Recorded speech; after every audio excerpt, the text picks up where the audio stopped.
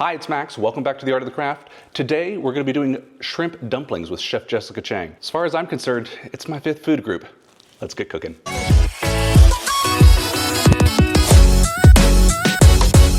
All right, here we are. Jessica, thanks so much for making some time for us. Tell us, what are we doing today? It's my favorite food group, so I'm excited. Yes, so today we are gonna make shrimp dumplings. So I started with dumplings because I grew up with them.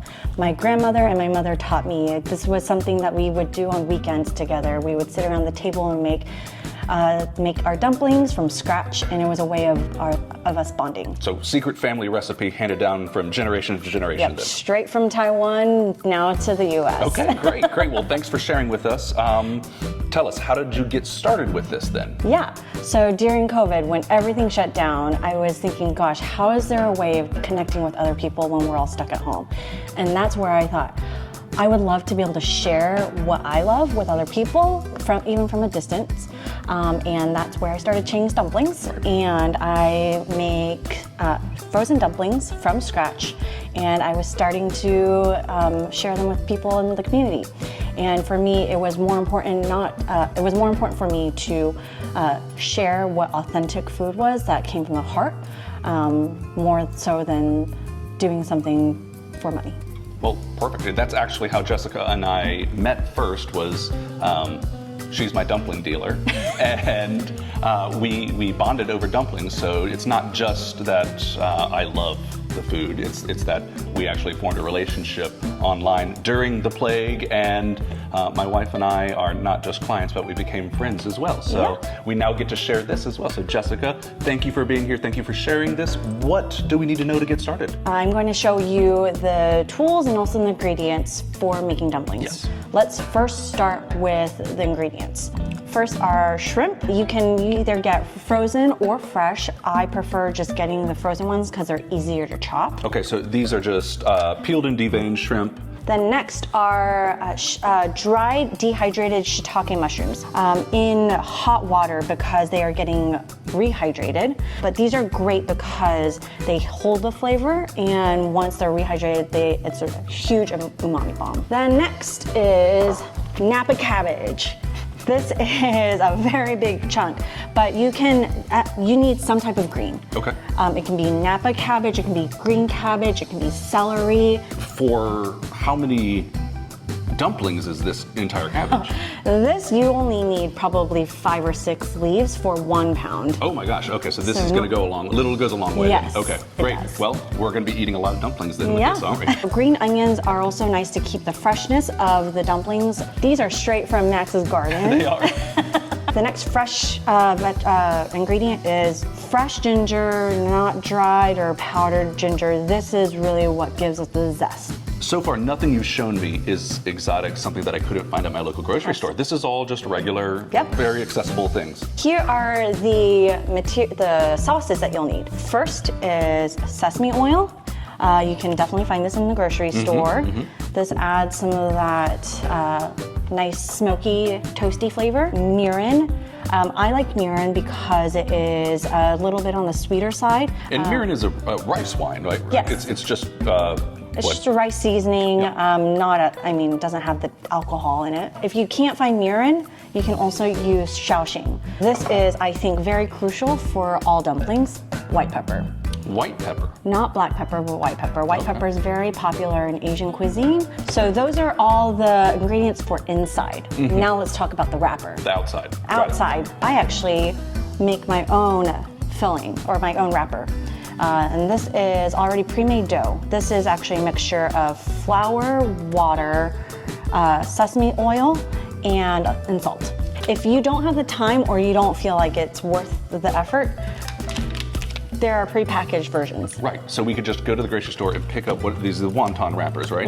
Perfect, so you can do the full bore, or you can have them already pre-made. And then to roll out the dough, you just need a little roller. So this is just like a mini pin. I mean, it's not, this isn't unique. I could use a traditional baking pin or anything, right? Absolutely. Okay. This is the trick that I do, that I have for making dumplings at large scale. And it just cuts circles along the way and it just makes life a lot easier. So all it is a cutter. It's a dough cutter, but this one's for dumpling wrappers. Okay, great. Yeah, that is it.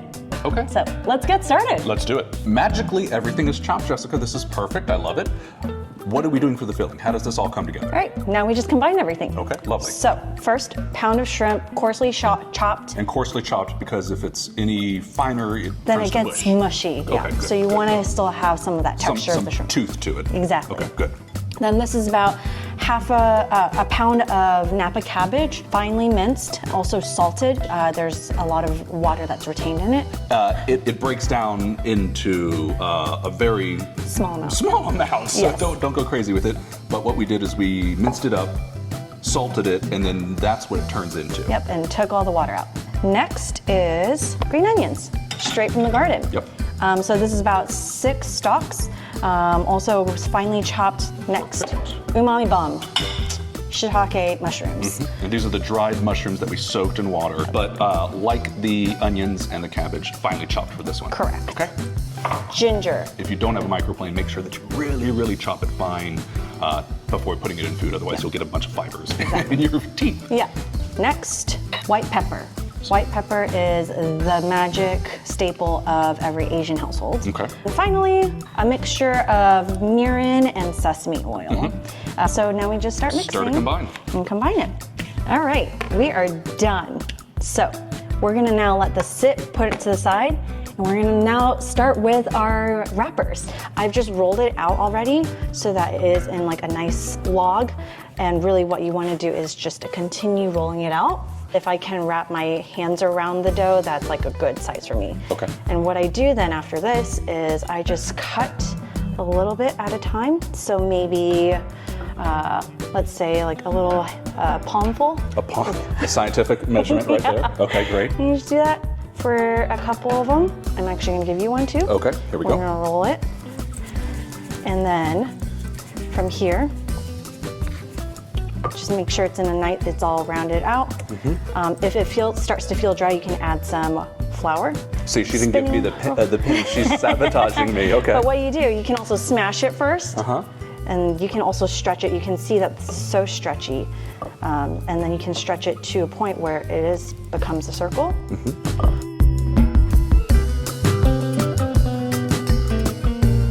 Okay, Jessica, here is your stuffing, your filling. Smells good? Yeah. What do we do now? Take about, I would say, a tablespoon, fold it in half, press in between. Ooh. So you can imagine that there's 2 halves on each side. Imagine them as like pizza slices. And what you do is you take one fold here and you fold it into the middle and you press. And then you take the other slice here and you fold it in and slide and fold and you just press along the seams. And look at that. Okay, I'm gonna try one of these now. Yeah. And we're gonna see if you guys can tell the difference about who made which one. Press it into the middle. Here. And press and seal. Press and seal. Press this one too. Yep. And then another half of the pizza. There. Yep. That is one. That's not terrible for my first time, guys. Oh my gosh, look at that. Oh, they look pretty similar. I think so. I'm proud of that. I'm proud of that. Amazing. A few more practice dumplings, and what do you think? Could I be an apprentice? You totally could. So I'm gonna show you 5 different ways to fold a dumpling. We're gonna go from easy to hard. So the first one, I call this one the canoe or the boat. Let's make the canoe. So what I do is I pinch in the middle, and then on each side, you'll see there's 2 open ends. What you do is you flip them up, and it turns into 4 folds. And all you have to do is pinch them. Second one, this is a triangular pyramid. You take one side of the wrapper and you pinch it right here. And then, so you'll see it's almost like a cone. And what you want to do then is take your hand, other side, and push it up. And then you'll see that these 2 seams are starting to show up. So all you do is keep your filling inside, and then you start pressing until you get 3 seams right here. And this one's great because then you get more surface area for the bottom if you do want to pan fry. Now let's get into, these are some more traditional folds that we typically use in our household for boiling dumplings. So let's start with this one. This is the one that I typically fold. You come in, you pinch in the middle, take 1/3, you bring it in and you fold and press. And then you take the other third, it's only the front half, you bring it in and fold and press. And then you do it to the other side. So take 1/3 and 1/3, 1/3 here, again, bring it to the middle and press. And then take the other third, fold it in and press. It's good to go. That's one way. All right, let's go to this next one. This one is folding from one side to the other. You pinch on one end and then you just make folds along the way until you get to the end. So from here, you fold in and then take another one, fold in and fold in until you reach the end. And there is another way of folding it. This is what I am gonna call Mama Cheng's way. So this is the way that my mother folds it. You fold, you pinch in the middle, and then here, you actually take one side and you bring it in and you make it almost looks like a triangle or like a kite shape. So you'll see you fold it over and it starts making like a funnel here. And what you do is then you just pinch it down. And then it creates one fold right here. And then the rest is one crease. And then the other side, again, you push it up. It almost makes like a funnel. You fold this part over like a triangle or like a kite. So it looks like a little triangle here. You push it in. And there you go. We're gonna make a dipping sauce. Okay. There is no right or wrong way of making a sauce. It really is just what you want in your flavors. Okay. These are the typical ingredients that people include. Okay, so ponzu is kind of like a citrusy soy sauce, right? Mm-hmm. Yes, okay. So it's like a lighter version of soy sauce. Soy sauce, everybody knows that. Mm-hmm. Great. So a little bit more salty, more flavorful. And then this is black vinegar. This isn't everybody's favorite, but it is a staple for Taiwanese cooking. Okay. It's got a packs a punch. Yes, so a little goes a long way with this one. Exactly. So, and that would kind of cut through some of the salt, some of the fat in the Salt, dumpling. fat, acid, heat. Got it, good, good. Okay, makes sense now. And here's some sesame oil. So this is that toasted That's nutty. what we smelled in the very beginning. Mm-hmm. Great, okay. And then we also add in some minced garlic. Mm-hmm. This really just makes it really fresh and zesty as well. You don't have to add this, but it's just nice to keep it, to add some fresh flavors to it. And then also some sesame seeds. Well, that was easy. Yep. Now, we start with the dumplings. Yep. Let's start cooking. Jessica, we've made it this far. It is time to cook some dumplings. Yes! There's 2 ways to do it. 2 ways. You can boil them or you can pan fry them. Okay. Boiling is the easiest way, most foolproof in my opinion. It's the way I can get them into my belly the fastest. Exactly. So let's start with that one. Yes. You just start adding your dumplings in one at a time. So let's put in about We've got about a dozen in there right now. 11, 12.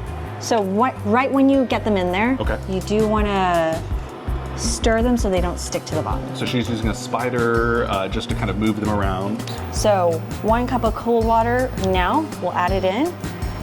Once we do it, you can see shocks, brings the it back boiling. brings it back to a lower temperature. Okay, we're boiling a second time. All right, so we're gonna shock it 1 more time. So just 2 times. Cup of water, same cold thing. water. Dump it in. 3, 2, 1. Oh, look at that boil. Oh, they look so good. They are ready. That's all you gotta do. 2 boils, take them out, make sure all the water is out, and then you plate, Oh my goodness. Plated, ready to eat. We're gonna cook more. Pan fry, but Pan steam. pan steaming. Yes. Okay, talk to me about it. So this is the version if you want that crispy bottom, you want that crunchiness. I want some texture Yes, to my dumplings. Exactly. What do we do? So what we're gonna do is we're gonna add some oil. So what you wanna do is you add them one at a time, and you want to make sure you don't crowd the pan. Once you can pick them up and you can see if they do have the crispy bottoms. Is that crispy? Great. This looks good. That looks good. Let's look at How the about the big big boys. And this is where we start the pan steaming. So I'm gonna quickly add the water in, and then we'll quickly cover it. Water, then cover. Yep. Ready. So it's gonna be Splatter and then cover. Ready? Go. 3, 2, 1. Splatter, then cover. Splatter, then cover. And now we're just basically letting it at low heat steam. Low heat steam, yep. And we'll do this, we'll wait for this for about 4 to 5 minutes. All right, ready? Okay, they look perfect. So you can see crunchy bottoms. Perfect. So we're just gonna put these on here. And you can even pick them up Yeah, I if was you gonna want. say, look at that, I mean, exactly what you want. Perfectly cooked, inside and out. Jess, thank you so much. This is beautiful.